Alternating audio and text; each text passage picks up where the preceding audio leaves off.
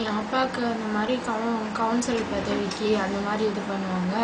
அதுக்கப்புறம் வீட்டில் வந்து எந்த பொருள் இருந்தாலும் அதை நோண்டுவாங்க. புதுசாக என் அப்பாவுக்கு கேஸ் கிடச்சிச்சின்னா அந்த கேஸ் வந்து எந்த அளவுக்கு காசு வருது ஃபஸ்ட்டு அதை தான் பார்ப்பாங்க. எந்த அளவுக்கு காசு வருது, அந்த காசு வந்து கம்மியாக வருதா, அதிகமாக வந்துச்சுன்னா அந்த கேஸ்லாம் வர விடாமல் தடுத்து நிறுத்திடலாம் அப்படின்னு சொல்லிட்டு யார் யாருன்னா இவங்க 6 பேரும், மகேஸ்வரி, தேன்மொழி, பிரசன்னா, சுந்தர், சுப்பிரமணி, ராஜசேகர், இவங்க 6 பேரும் இருப்பாங்க.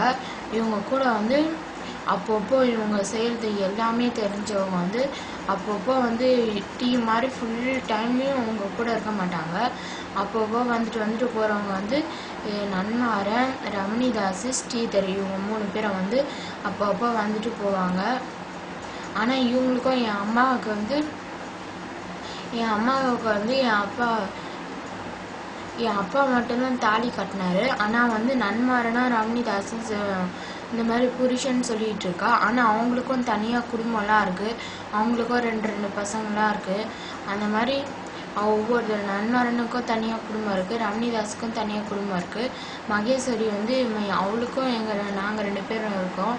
அந்த மாதிரி ஒவ்வொருத்தரும் இது பண்ணுவாங்க. இவங்கள மட்டும் அப்பான்னு கூப்பிட சொல்லாமல் யார் இவங்க தான் உண்மையான அப்பா அப்படின்னு, எனக்கு வந்து நன்மாரன் தான் உண்மையான அப்பா, என் தம்பிக்கு ரமணிதாஸ் தான் உண்மையான அப்பா அப்படின்ற மாதிரி எங்கள் அம்மா சொல்வாள்.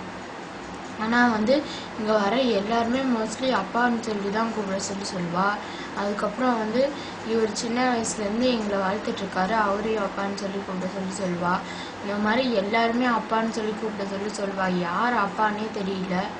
இந்த மாதிரி அப்பா யாருன்னு சொல்லிட்டு ஒழுங்காக யாருன்னு சொல்லுன்னு சொன்னால் அது வந்து இவங்க தான் அப்பான்னு சொல்லிட்டு நன்மாரன் தான் அப்பா, ரமணிதாஸ் தான் அப்பா அப்படின்ற மாரி சொல்லியே ஓட்டிடுவா. அதுக்கப்புறம் இந்த மாதிரி கட்சியில் போஸ்டிங்கில் நிற்கிறது, இந்த மாதிரி என் அப்பாவுக்கு என்னென்ன செலவழித்து விடுமோ அப்படி செலவழித்து விடுவா. என் அப்பா கம்ப்யூட்டர் வாங்கி வச்சுருந்தாரு, அதை வந்து யார் மூலியமாக கற்றுக்கிட்டாரோ. என் அப்பாவுக்கு கம்ப்யூட்டர்லாம் தெரியாது, இங்கிலீஷும் தெரியாது. அதனால் வந்து ஒருத்தர் வந்து கற்றுக் கொடுக்கறதுக்காக அவர் வந்து காசு கொடுத்து வச்சுருந்தாரு. யார் மூலியமாக கற்றுக்கணும்னு நினச்சாரோ அவர்